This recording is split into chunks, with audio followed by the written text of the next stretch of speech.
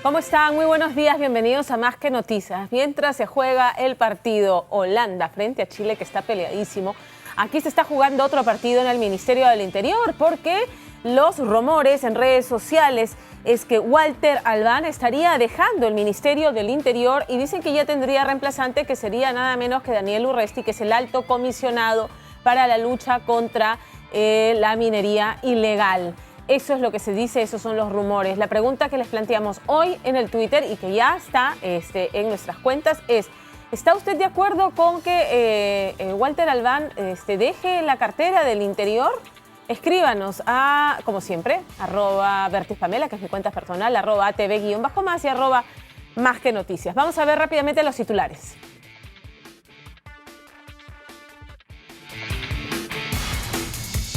Ministro del Interior, Walter Albán, habría renunciado al cargo. Su sucesor sería el alto comisionado contra la minería ilegal, Daniel Urresti. La desaprobación del presidente Ollanta Humala subió al 75,3% según una encuesta de CPI, que recordó que el rechazo al jefe de Estado supera a la de su antecesor, Alan García.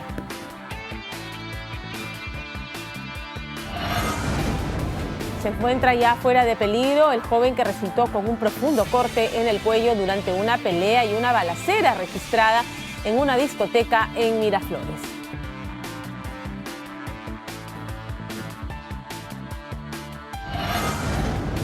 Y en Arequipa, al menos 6 heridos ha dejado la volcadura y posterior explosión de un camión cisterna que transportaba gas en el kilómetro 4 de la variante de Uchumayo.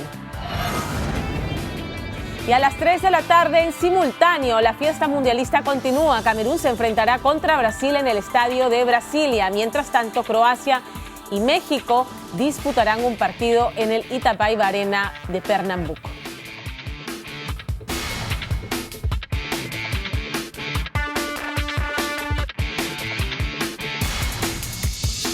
El ministro del Interior, Walter Albán, habría presentado su renuncia al cargo. Según informó un medio local, esta decisión se debe a motivos personales. Además, señala que el sucesor de Albán sería el alto comisionado en asuntos de formalización e interdicción de la minería ilegal, Daniel Urresti. La ceremonia de juramentación se realizaría esta tarde. Señal. Y precisamente para conversar de ese tema tenemos al teléfono al analista político y además ex viceministro del Interior, Carlos Basombrío. Carlos, ¿cómo estás? Buenas tardes. Muy buenos días o buenas tardes, Pamela. Un gusto de estar con ustedes y a la orden. Igualmente, Carlos, estaba leyendo los tweets que ya has ido lanzando respecto a este posible cambio que ya parece que se concreta esta tarde. ¿No ves con malos ojos la posibilidad de que sea Daniel Urresti quien asuma la cartera del Interior?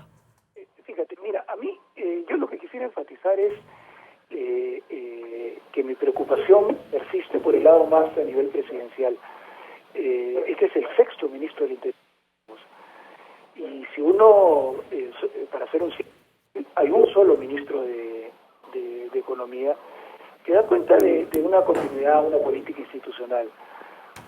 Ojalá que el señor Urresti tenga claro que este es un problema que requiere algo que va mucho más allá del tipo de labores que ha hecho en la erradicación ilegal. Él se ha concentrado, digamos, en las acciones operativas militares, bombardeando dragas en unas zonas muy específicas de la selva y demostrando una capacidad de enfrentar problemas que hay que reconocerle claramente. El problema principal acá es que eso no funciona en la ciudadana y que es exactamente una lógica diferente que hay que poner en práctica con políticas mucho más complejas y que va a depender mucho de ya no de su habilidad militar, sino de su capacidad política, que ojalá la tenga para decirle lo mejor, para desarrollar una estrategia inteligente de seguridad ciudadana, porque si no, la verdad, podría ser Albán o él y el problema sería exactamente lo mismo.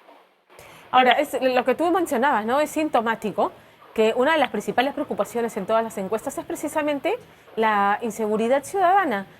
Y es el 6º cambio que se produce en esta cartera, lo cual quiere decir que seguimos efectivamente desprotegidos, que no hay una política clara o que nadie que haya asumido hasta la fecha la cartera ha podido ejecutarla, si es que la hubiera. Mire, yo la verdad que quisiera, antes que escuchar al ministro Urresti, que creo que es sumamente importante, saber qué piensa el presidente de lo que hay que hacer. Claro. Porque esta es una tarea, es la principal tarea que tiene hoy día el presidente. Poner a un hombre, digamos, supongamos que Albán haya sido lento en ejecución y que Urresti lo ponen porque es más rápido. Entonces la pregunta es, ¿a ejecutar qué? ¿A ejecutar qué? Porque si no se tiene claro cuáles son los problemas de raíz que se enfrentan en el problema de la inseguridad ciudadana, incluso ejecutar más rápido puede terminar siendo un desvío de las necesidades que se tienen en el sector interior. Yo deseo, ojalá sea el ministro que termine los 3 años, sea el ministro que este trabajo, porque lo necesitamos con urgencia, porque la situación es realmente grave. Pero sí me preocuparía el que se piense que porque es militar y porque ha bombardeado Dragas, el asunto ya está bien encaminado. Eso no es la garantía para que nos vaya bien en seguridad ciudadana, lo digo con total convicción.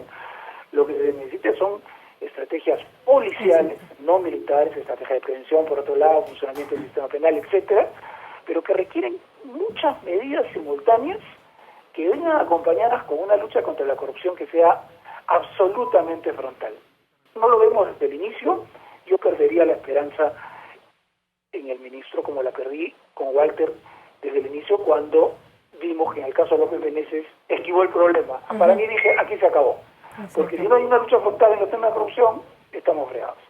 Has tocado un punto importantísimo del que hemos conversado incluso aquí en el estudio, lucha frontal contra la corrupción. Esto implica entrar a la policía y cortar cabezas y estar claros en que el Poder Judicial no va a retornar a sus cargos por medidas cautelares o recursos de amparo a estos malos policías. Puede suceder en algunos casos, pero tampoco es verdad que cuando sale una persona que se ha hecho, que es notoria su vinculación con hechos de corrupción y regresa al día siguiente. O sea, estas personas consiguen amparos y cosas, pero esos 2, 3 años, incluso en ese escenario. Pero se pueden aplicar normas de excepción, se pueden pedir leyes al Congreso, etcétera, etcétera, y no es por vengarse de la policía, sino simplemente por darle a la policía el estatus que merece, es decir, limpiarlo de aquello que cada vez es más visible, que es una corrupción generalizada y cada vez más, lamento decirlo, personas que son parte e instrumento del crimen organizado. ¿Cómo se puede luchar contra la delincuencia cuando parte de tus miembros están involucrados con la delincuencia? Entonces, si eso no se enfrenta en paralelo a un conjunto de medidas, temo que va a ser un saludo, una nueva pérdida de tiempo. Ojalá que no sea así. Tengo el mejor deseo de que no sea así. Pero ojalá que el ministro se dé cuenta de eso, porque si no, dentro de 7 meses o 5 meses, saldrá Urresti y entrará Pérez o López o quien fuera, y estaremos exactamente en lo mismo. Bien, Carlos, muchísimas gracias por atendernos esta tarde. Gracias, Pamela. Gracias, buenas tardes. Y al respecto, Fernando Rospigliosi, que también ha sido ministro durante el gobierno de Toledo, publicó una serie de tweets. ¿Vamos a poner los tweets de Fernando Rospigliosi? Ahí está. Fernando Rospigliosi ha dicho: el tercer militar que nombra Humala como ministro del Interior, Daniel Urresti, antes Valdés y Calle, el 6º ministro del Interior en 3 años. Es absolutamente sintomático este número en una cartera que resulta ahora neurálgica. Como decía Carlos Basombrío, efectivamente no solamente pasa por el recambio de las personas, queremos estar claros en cuál es la estrategia que se tiene que ejecutar. O sea, y ahí sí estoy de acuerdo con Carlos Basombrío, que reclamaba de repente una postura clara y abierta del presidente de la República respecto a cuál es el plan de aquí a lo que resta para terminar su mandato en materia de seguridad ciudadana, en materia de lucha contra la corrupción al interior de la policía, en materia de cómo se va a luchar contra el crimen organizado.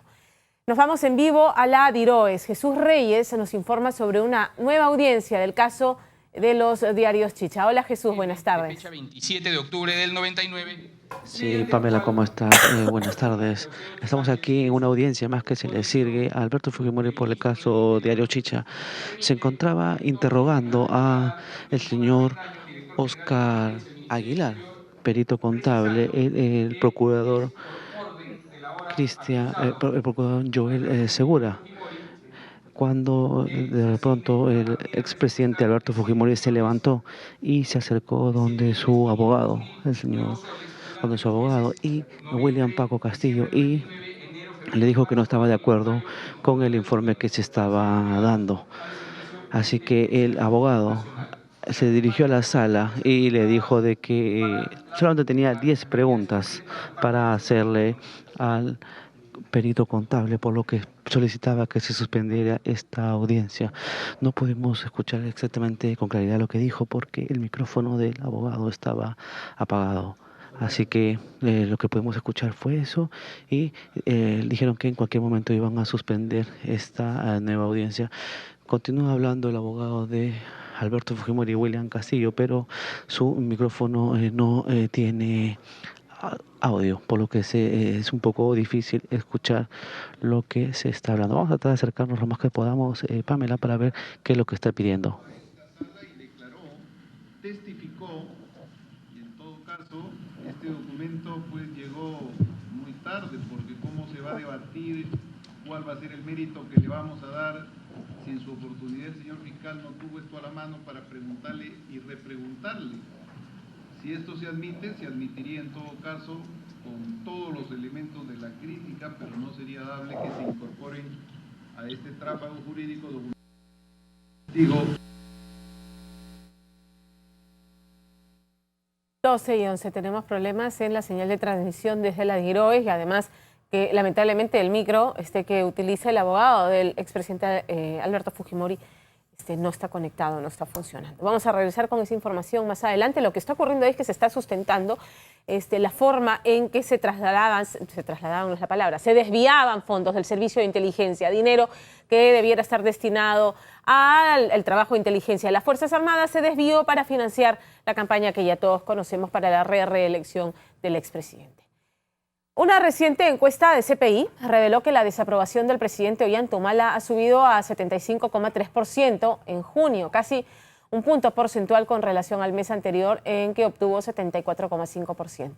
El sondeo recuerda que a sus 34 meses de gestión, la reprobación de Humala Tasso supera a la de su antecesor Alan García, que tenía 55,3% en ese mismo periodo. Mientras tanto que Alejandro Toledo a los 36 meses en la presidencia había logrado la nota desaprobatoria de 82,7%. Los encuestados también opinaron sobre la participación de la primera dama Nadine Heredia, quien obtuvo 61,7% de desaprobación y un 35% apoya su trabajo. Analistas locales e internacionales prevén que la inflación de Perú será la más baja entre las principales economías de América Latina entre este año y el 2018, de acuerdo al último informe de Latin Focus Consensus Forecast, consultora que recopila dichas proyecciones. Para este año se proyecta una inflación de 2,9% dentro del rango meta del Banco Central de Reserva. Dicha tasa estaría por debajo de países como Venezuela, Argentina, Uruguay, Brasil, entre otros. Los expertos también prevén que la inflación irá disminuyendo en los próximos 4 años a 2,5% entre el 2015 y el 2016 y a 2,3% en los años 2017 y 2018. Igualmente, el Perú destaca como la única economía cuya inflación se ubicaría por debajo de del 3% hasta el 2018.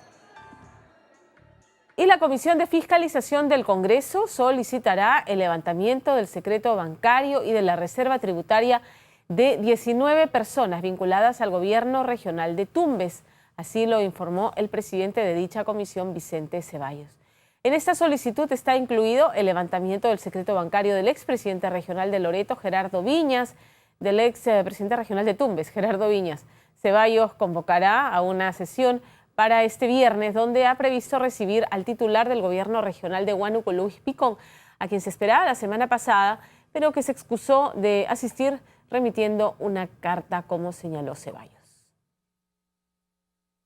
Y el ex canciller del régimen fujimorista, Augusto Blacker Miller, actualmente prófugo de la justicia, formaría parte de la presunta red de lavado de activos que lideraría el empresario Rodolfo Orellana. Según un informe de la Unidad de Inteligencia Financiera de la Superintendencia de Banca y Seguros, el exministro recibió en el 2009 2 transferencias de $5.600 de William Cruzalegui Caballero, presunto testaferro de Orellana.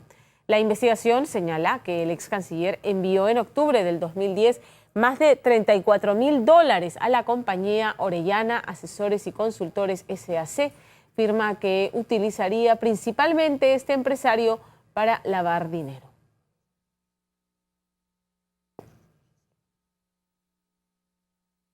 Doce y cuarto. Seguimos recogiendo reacciones respecto a este anunciado cambio en la cartera del Interior. Walter Albán habría presentado su carta de renuncia y esta tarde estaría juramentando su reemplazante, dicen, y es insistente el rumor en medios y redes sociales, que sería Daniel Urresti, actual alto comisionado para la lucha contra la minería ilegal. Al teléfono tenemos a Fernando Rospigliosi, que ha sido ministro del Interior precisamente. Fernando, ¿cómo estás? Buenas tardes. Buenas tardes, Pamela. ¿Qué tal? Sexto ministro y el tema de la corrupción, el tema de la seguridad, el tema del crimen organizado sigue siendo las principales preocupaciones de los peruanos y de los limeños. ¿Qué está pasando? Bueno, sencillamente de que no existe una política de seguridad ciudadana en este gobierno, ¿no?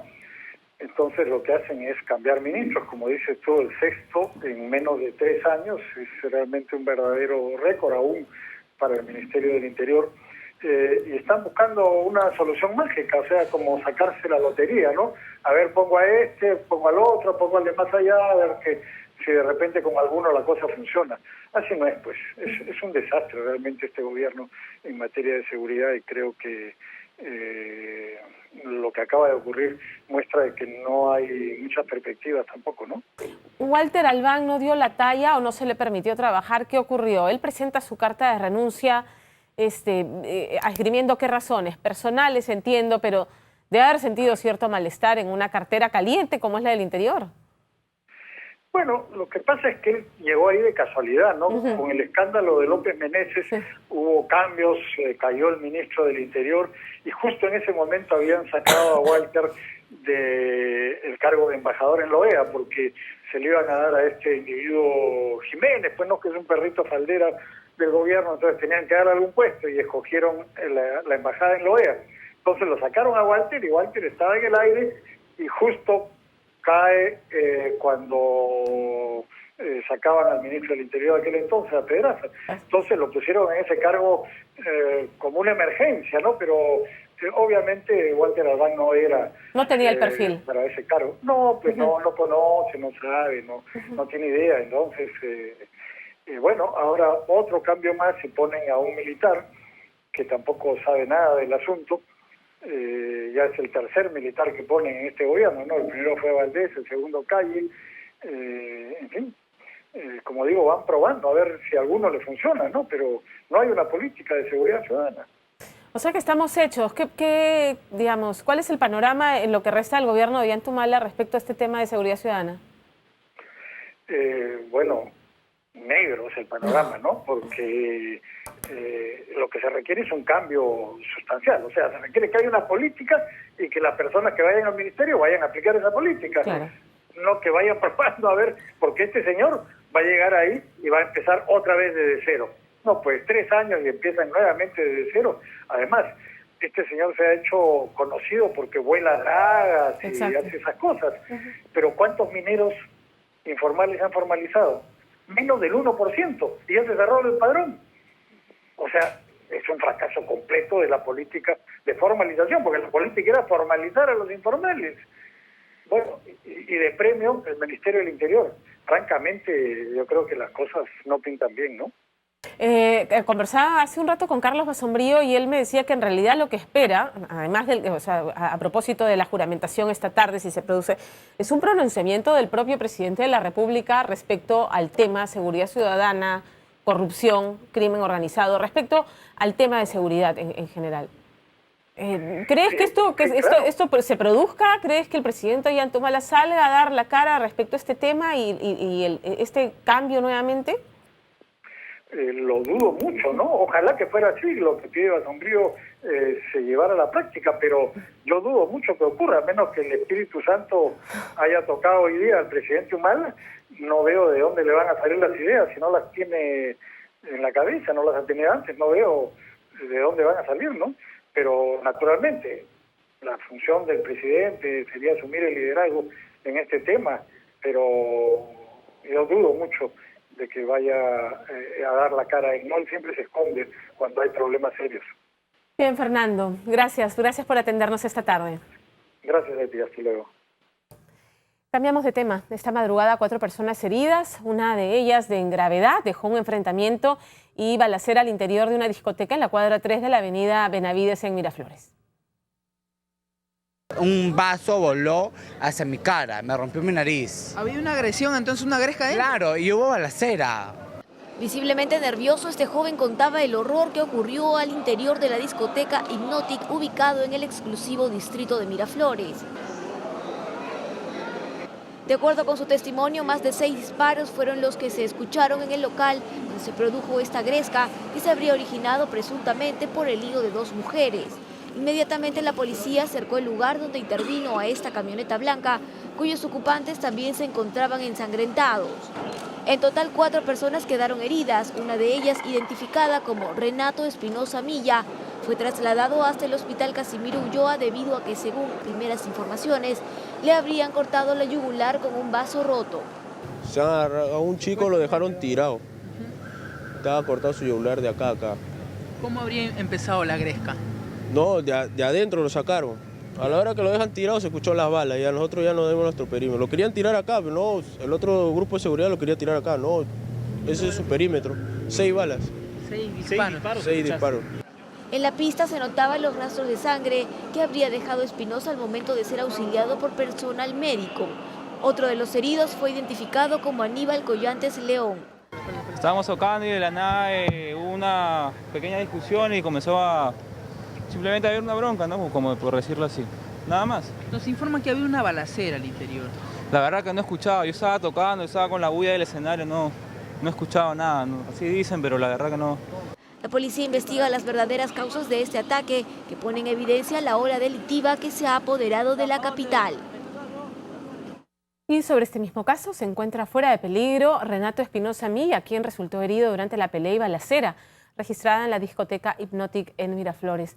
Un familiar del joven descartó que este haya sufrido un corte en la yugular, tal como se informó en un inicio. Explicó que su familiar fue herido cerca a la oreja, pero que se encuentra ya estable y es atendido en el hospital Casimiro Ulloa. Mientras tanto, fue dado de alta el vigilante del local, que resultó con algunos cortes en la frente. En tanto, la policía continúa con las investigaciones para esclarecer lo ocurrido al interior de la discoteca. Hasta el momento, 2 personas habrían sido detenidas. Esta madrugada, delincuentes amarraron a los vigilantes y asaltaron el local de la UGEL de San Juan del Lurigancho, donde se llevaron equipos electrónicos. Salen de la comisaría en silencio, por el temor a algún tipo de represalia. ¿Los atacaron ustedes?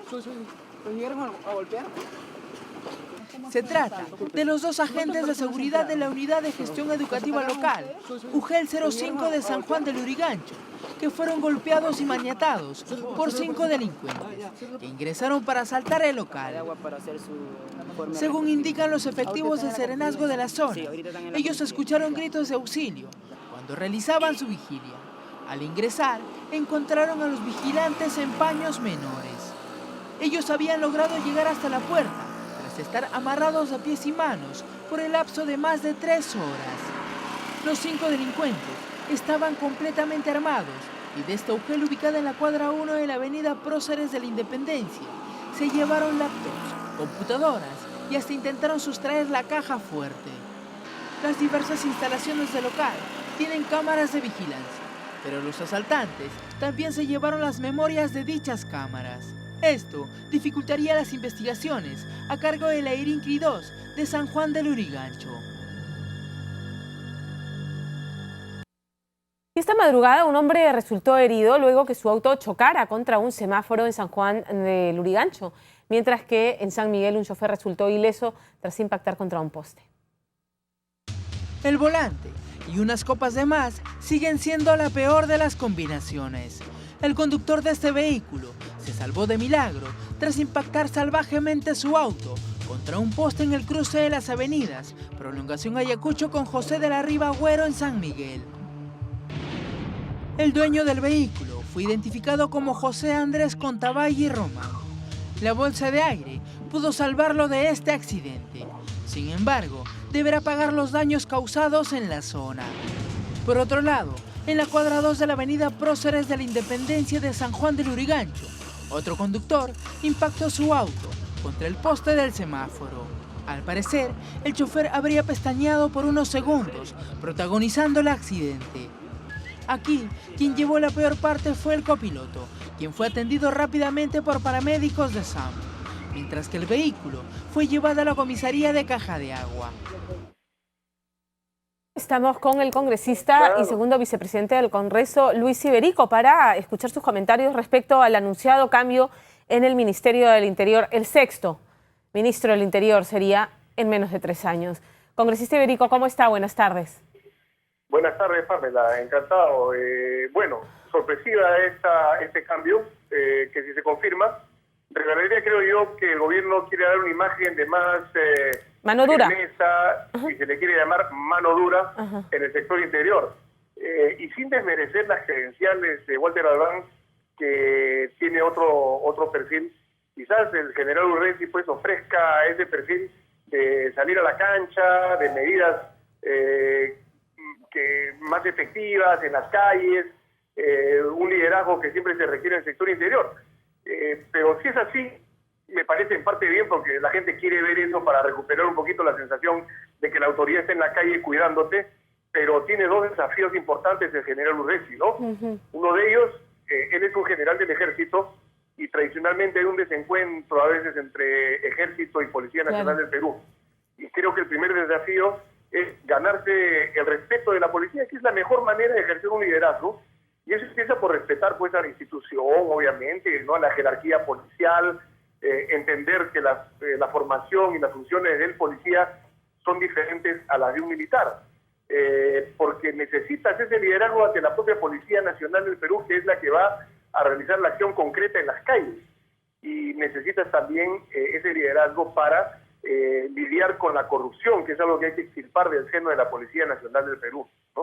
De acuerdo. El otro desafío es, cuidado, no nos quedemos en lo inmediato y en lo efectivo, porque puede terminar siendo efectista, ¿no? Hay que saber entender que el problema de la seguridad ciudadana es mucho más profundo, y hay que entender también que se deben solucionar problemas de mediano y de largo plazo.